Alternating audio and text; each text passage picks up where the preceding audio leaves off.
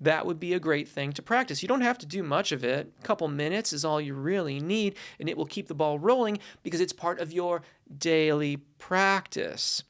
Please don't get bored with me saying daily practice too much, but I'm trying to get a point across. The daily practice is really an important part of it.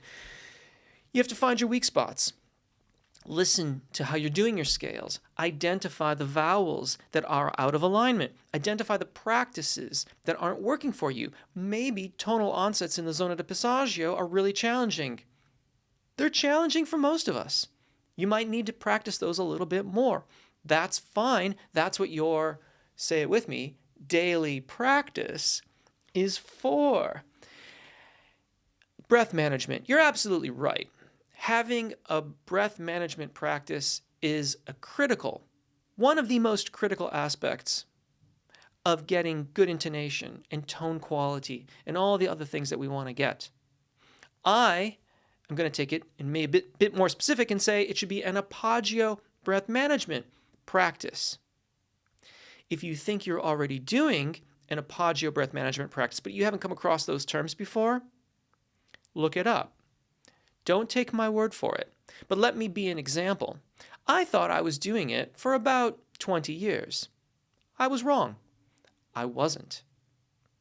You can think that you are doing a good breath practice. If you're sticking your stomach out and then sucking it back in, I have bad news for you. That's not very effective for singing. You'll certainly hear other people claim that it is. I'm going to tell you that it's not. Don't take my word for it.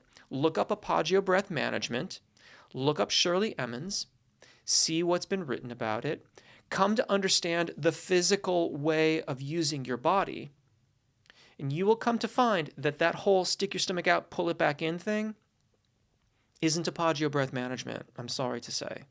Again, I did that for 20 years.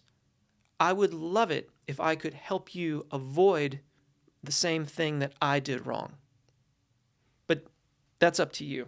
Apagio breath management should be your breathing practice. If you haven't come across that phrase, if you haven't been taught it in the past, you are most likely not doing it. Sorry to say.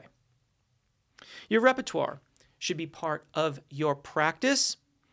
However, practicing repertoire isn't just singing the song. It's also breaking it down into parts that are giving you problems. So for example, if you're learning a new song, you might start